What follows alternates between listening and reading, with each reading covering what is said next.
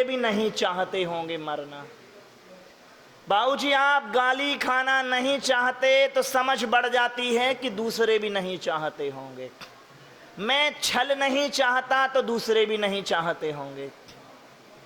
तो मां पहले प्राण संयम के आधार पे प्राणी संयम आता है, और फिर मैं ये ठीक से देख लेता हूं कि मेरे कौन से वो व्यवहार हैं जो जीव घात के लिए जिम्मेदार हैं। तो फिर मैं खुद ब खुद इस तरह की प्रवृत्ति को करना छोड़ देता हूं। समझ रही कि नहीं समझ रही बाबूजी? भोजन के लिए या मांस चुन लो या सब्जी, जीवन घात तो दोनों में ही हो रहा है, ठीक है कि नहीं? लेकिन जब मैंने देखा बहुत अच्छे ढंग से कि जीवन को दोनों में ही नुकसान पहुंचता है, तो कौन से व्यवहार के चुनने में कम नुकसान पहुंचता है? बाबूजी हिंसा तो दोनों में ही होगी, लेकिन न्यूनतम हिंसा किस में होगी मुझे ये देखना है। क्यों?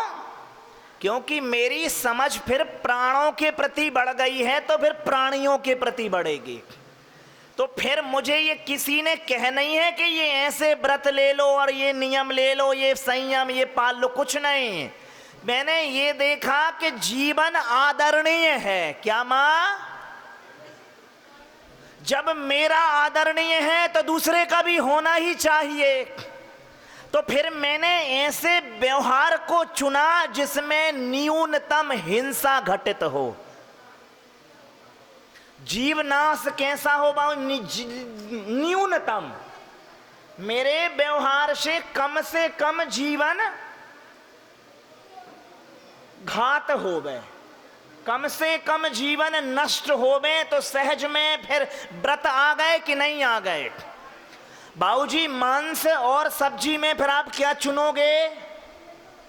इस समझ से भर के कि न्यूनतम हिंसा हो गए, सब्जियां चुन लोगे, ठीक है कि नहीं?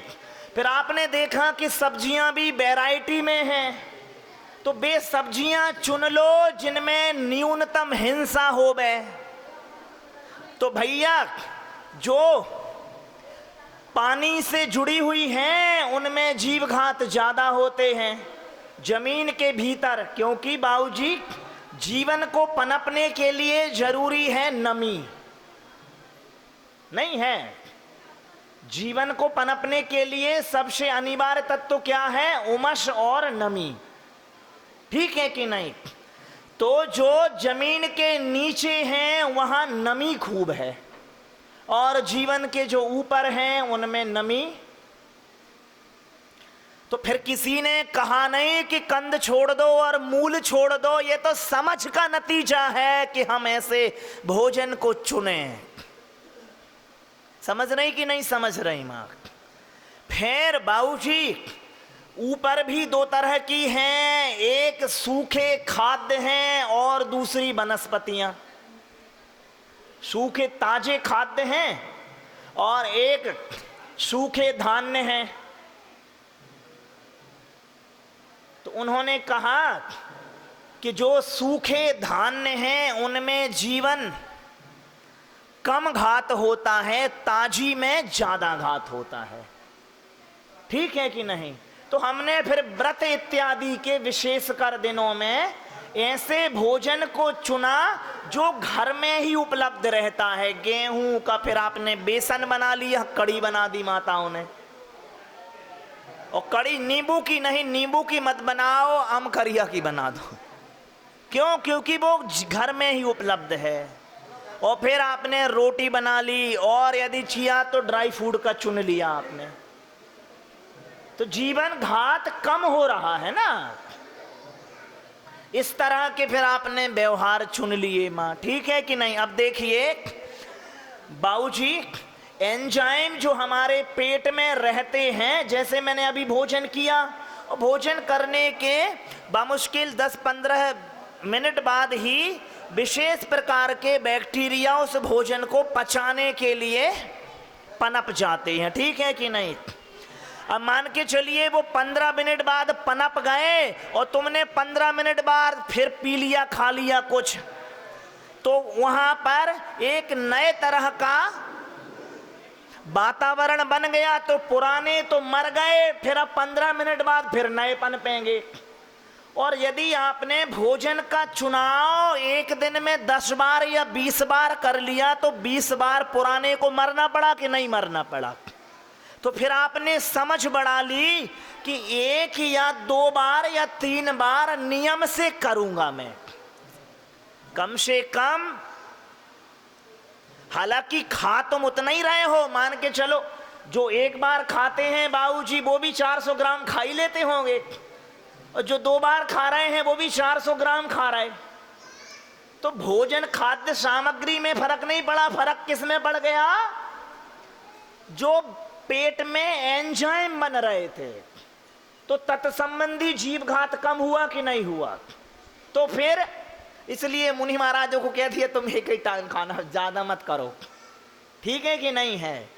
अब पेट तक बाबूजी पिच्छी नहीं पहुंच पा रही है तो पर्याप्त भोजन न पहुंचाओ।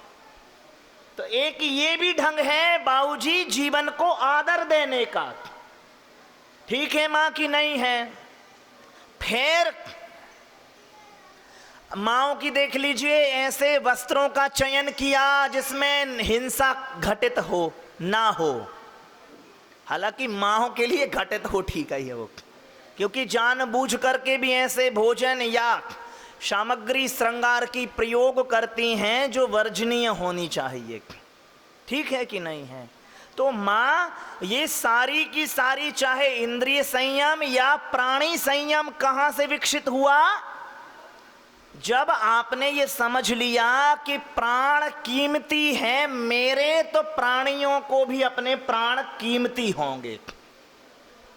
बाबूजी अनुभव से विकसित हुई ये सारी चीजें। और बाबूजी जो अपने अनुभव से आता है वो जीवन पर्यंत के लिए ठहरता है। एक बार धोखा खा लो, दोबारा न धोखा खाओगे, तत्संबंधी तो न खाओगे, दूसरे खा लो, अलग बात है।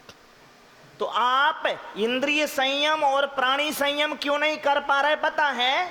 क्योंकि आपको अभी प्राणों के अनुभव नहीं हुए हैं बाबूजी।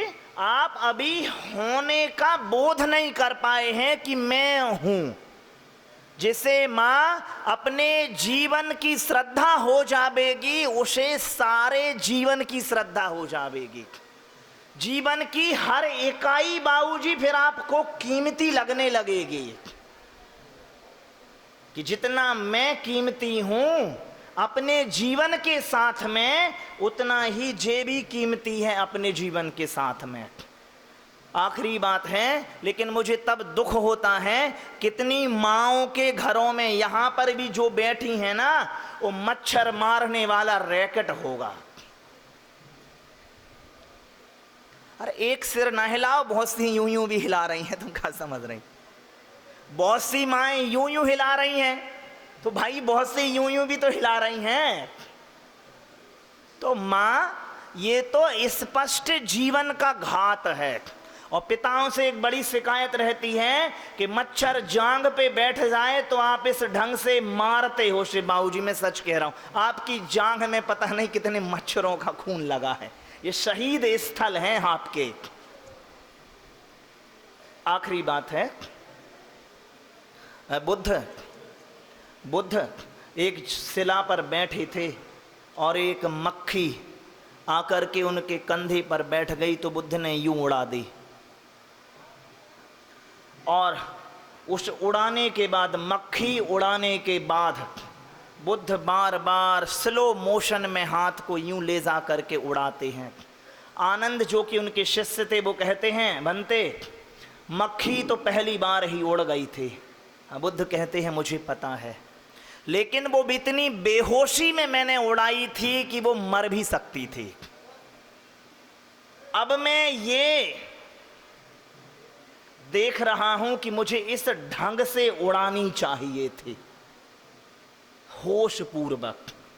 तो बाबूजी आपसे एक शिकायत जो मैंने कह दी कि ऐसी सामग्री का चयन करें माँ जिसमें जीव घात ना हुए हों, क्योंकि जीवन अपने आदरणीय हैं तो दूसरे की भी। और आपसे बाबूजी एक शिकायत जो बड़ी है वो यही है कि कम से कम मच्छर इत्यादि को इस ढंग से ना उड़ाओ कि वो मर ही जावे, और मरता ही है। करीब करीब 99 बार या हो सकता 80 बार मरता है, क्योंकि जब अपने प्राणों की प्रतिष्ठा जिस जीव को जब अपनी प्राण प्रतिष्ठा नहीं है तो दूसरे की प्राण प्रतिष्ठा कौन समझेगा। और जिन्हें प्राण की प्रतिष्ठा है उनमें ही प्राणी संयम और इंद्रिय संयम विकसित होगा, नहीं तो संयम विकसित होने वाला तो है नहीं। बोलिए पूज्य मंगलानंद सागर जी मुनि महाराज की जय।